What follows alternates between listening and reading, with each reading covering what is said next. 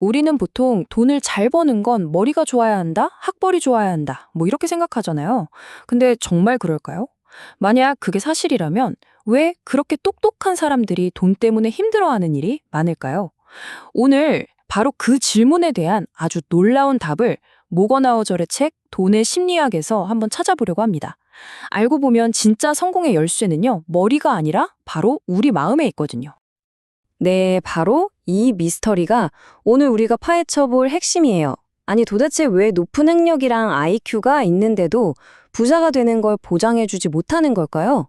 그 정답은요, 우리가 돈을 어떻게 계산하느냐가 아니라 돈에 대해 어떻게 생각하느냐에 숨어 있습니다.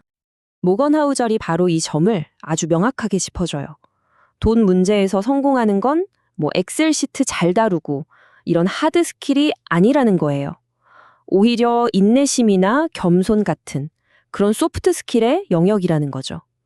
그러니까 여러분이 뭘 얼마나 아느냐보다 그 아는 걸 가지고 어떻게 행동하느냐가 모든 걸 결정한다는 겁니다.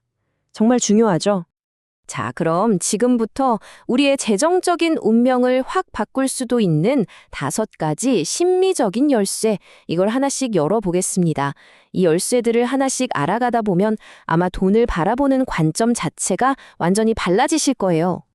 첫 번째 열쇠는 바로 입장료입니다. 이게 무슨 말이냐면요. 투자의 세계라는 게 엄청나게 멋진 쇼라고 한번 상상해 보세요. 이 쇼에서 높은 수익이라는 환상적인 공연을 보려면 당연히 티켓을 사야겠죠? 그런데 그 티켓 가격이 우리가 생각하는 돈, 그거랑은 좀 다를 수 있다는 겁니다. 바로 여기서 그 입장료의 진짜 정체가 드러납니다. 그건 바로 변동성이에요. 보통 우리는 주식시장이 뚝 떨어지면 내가 뭘 잘못했나 하면서 실수에 대한 벌금을 냈다고 생각하기 쉽잖아요. 근데 하우절은 딱 잘라 말합니다. 관점을 바꾸라고요. 이건 벌금이 아니다. 이건 장기적인 수익이라는 멋진 공연을 보기 위해 반드시 내야 하는 수수료다. 이렇게요. 자, 화면에 보이는 이 2가지 마음가짐을 한번 비교해 볼까요? 똑같이 시장이 하락했는데 반응이 정말 하늘과 땅 차이죠. 왼쪽처럼 패닉에 빠진 사람은 이걸 벌금이라고 생각해요. 아, 망했다. 내가 실수했어. 하면서 공포에 질려서 다 팔고 도망가 버리죠. 하지만 오른쪽, 인내하는 마음을 가진 사람은 어때요? 이건 그냥 수수료구나. 입장료 내는 거지 뭐. 하면서 아주 평온하게 버텨냅니다. 바로 이 작은 생각의 차이가 결국에는 엄청난 부의 차이를 만들어내는 겁니다. 결국 핵심은 이겁니다. 여러분은요, 나중에 얻게 될 그 큰 보상을 위해서 지금 당장의 두려움과 불확실성이라는 이 입장료를 기꺼이 낼 수 있으신가요? 바로 이 질문에 어떻게 답하느냐가 여러분의 투자 성공과 실패를 가를지도 모릅니다. 좋아요. 시장의 변동성이라는 첫 번째 관문은 통과했다고 칩시다. 하지만 우리를 기다리는 또 다른 아주 강력한 적이 있어요. 바로 2번째 열쇠, 이름하여 더라는 유형입니다. 이건 시장 같은 외부의 적이 아니에요. 바로 우리 마음속에 있는 끝없는 욕망에 대한 이야기입니다. 이 끝없는 비교의 사슬 한번 보세요. 정말 재밌지 않나요? 연봉이 몇 억이나 되는 의사는 자기보다 더 버는 CEO를 부러워하고요. 그 CEO는 또 저기 있는 억만장자 투자자를 부러워하죠. 근데 이 게임의 진짜 무서운 점은요, 절대로 승리할 수가 없다는 거예요. 왜냐? 비교의 대상은 항상 나보다 한 단계 더 위에 있으니까요. 그래서 모건하우절이 이런 말을 합니다. 세상에서 가장 어려운 금융 기술은 바로 골대를 움직이지 않게 하는 것이라고요. 여기서 골대라는 건 이 정도면 충분해라고 하는 나만의 만족 기준을 말하는 거겠죠. 이 골대를 계속해서 더 위로 옮기다 보면요. 이미 엄청난 부자인데도 사실은 필요도 없는 걸 더 갖겠다고 자기 인생 전부를 거는 그런 어리석고 위험한 짓을 하게 된다는 겁니다. 이런 비교의 함정에서 빠져나와서 나만의 충분함을 찾으려면 가장 먼저 우리 자신을 제대로 이해해야 해요. 그리고 이게 바로 3번째 열쇠, 당신만의 진실로 이어집니다. 이게 무슨 말이냐면 내 눈에는 저 사람 왜 저래? 싶을 정도로 이상해 보이는 행동이 다른 사람 입장에서는 너무나도 합리적일 수 있다는 걸 인정하는 거예요. 복권 사는 걸 예를 들면 이게 확 와닿으실 거예요. 돈 많이 버는 사람 입장에서 보면 복권 사는 건 뭐예요? 그냥 통계적으로 말도 안 되는 완전 돈 낭비죠. 그런데 소득이 적은 사람에게는요? 그 몇천 원짜리 복권 한 장이 지금보다 더 나은 삶을 잠시나마 꿈꾸고 상상해 볼 수 있는 유일한 티켓일지도 몰라요. 그러니까 그 사람에게는 그 꿈을 사는 경험 자체가 충분히 합리적인 소비가 되는 거죠. 자, 여기서 우리가 꼭 기억해야 할 교훈이 있습니다. 절대로 다른 사람의 게임을 따라하지 말라는 겁니다. 워런 버핏 같은 억만장자가 감당할 수 있는 리스크랑 우리가 감당할 수 있는 리스크는 완전히 다르잖아요. 여러분의 모든 재정적인 결정은요, 다른 누구도 아닌 오직 나 자신의 목표, 나의 상황, 그리고 나의 경험에만 근거해야 합니다. 이게 핵심이에요. 좋아요. 이제 나만의 계획을 세우는 게 얼마나 중요한지 알았어요. 하지만 세상이 우리 계획대로만 착착 움직여주면 얼마나 좋겠어요. 현실은 절대 그렇지 않죠.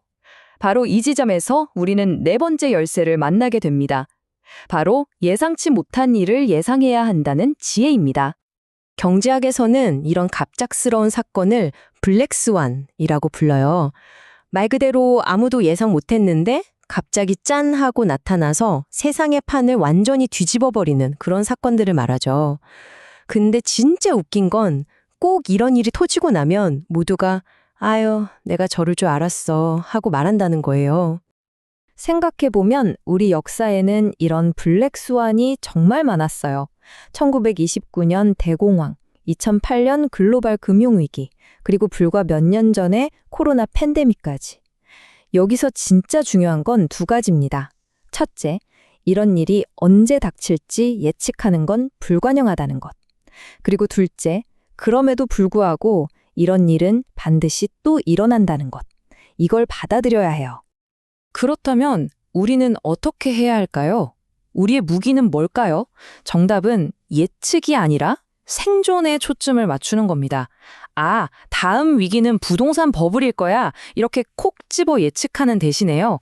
어떤 위기가 와도 버틸 수 있는 튼튼한 맷집을 기르는 거죠. 예를 내면 충분한 안전마진을 두는 것, 여러 곳에 분산 투자를 하는 것, 그리고 비상시를 대비한 넉넉한 현금을 가지고 있는 것. 바로 이런 것들이 예측 불가능한 세상에서 우리를 끝까지 지켜줄 생존 키트가 되는 겁니다. 그런데 이렇게 생존을 너무 걱정하다 보면 또 다른 함정에 빠지기 쉬워요. 그게 바로 우리의 마지막 5번째 열쇠인 비관론의 함정입니다. 한번 생각해 보세요. 우리는 왜 세상은 곧 망할 거야 같은 부정적인 이야기에 그렇게 쉽게 솔깃하고 또 설득당하는 걸까요? 그 이유는 크게 두 가지로 볼 수 있어요. 첫째, 우리 뇌는 원래부터 생존을 위해서 좋은 소식보다는 나쁜 소식, 즉 위협에 훨씬 더 민감하게 반응하도록 설계되어 있어요. 길 가다가 10,000원짜리 줍는 것보다 뱀을 만나는 게 훨씬 더 기억에 남는 것처럼요. 둘째, 재앙은요, 번개처럼 한순간에 쾅 하고 터져요. 하지만 발전이나 성장은 식물이 자라는 것처럼 아주 천천히 눈에 띄지 않게 일어나거든요. 그러다 보니 우리는 그 빠르고 충격적인 재앙에만 주목하고 느리고 조용한 진보는 그냥 지나쳐버리는 겁니다. 하지만 여러분, 꼭 기억하세요. 그동안 수많은 비관론자들이 이제 끝이다 라고 외쳤지만 인류는 지난 수백 년 동안 꾸준히 앞으로 나아갔습니다. 물론 중간중간 넘어지고 뒷걸음질 치기도 했죠. 하지만 아주 길게 보면 그 방향은 언제나 위쪽을 향해 있었어요. 그래서 진짜 현명한 투자자는요, 이런 단기적인 비관론이라는 소음에 흔들리지 않고 인류의 장기적인 진보에 돈을 거는 사람입니다. 자, 지금까지 우리가 살펴본 5가지 열쇠를 한번 모아볼까요? 결론은 아주 명확해집니다. 돈을 다루는 기술은요, 복잡한 수학 공식이나 계산 문제가 아니라는 거예요. 이건 바로 우리 마음속의 두려움, 욕심, 그리고 온갖 편견과 싸우고 다스려야 하는 아주 수준 높은 심리 게임이라는 겁니다. 그렇다면 오늘 이 내용을 들은 우리는 이제 뭘 해야 할까요? 자, 딱 정리해 드릴게요. 첫째, 시장이 흔들릴 때는 벌금 낸다고 생각하지 마시고 아, 입장료 내는 중이구나 하고 생각하세요. 둘째, 남들 보면서 자꾸 골대를 옮기지 말고 나만의 이만하면 됐어 라는 결승선을 명확하게 그어두세요. 셋째, 미래를 맞추려고 애쓰지 말고 어떤 미래가 닥쳐도 살아남을 수 있도록 튼튼하게 준비하세요. 마지막으로 비관론이 아무리 똑똑하고 달콤하게 들려도 그 위험한 유혹에 넘어가지 않도록 항상 정신 바짝 차리시기 바랍니다. 이것 하나만은 꼭 기억해 주세요. 진짜 돈 관리는요, 컴퓨터 엑셀 파일 안에서 이루어지는 게 아닙니다. 바로 여러분의 마음속에서 매일, 매 순간 일어나고 있어요. 자, 이제 마지막으로 스스로에게 한번 진지하게 물어볼 시간입니다. 나의 마음은 나의 가장 든든한 자산인가? 아니면 가장 위험한 빚인가? 그 답은 다른 누구도 아닌 바로 여러분 자신 안에 있습니다.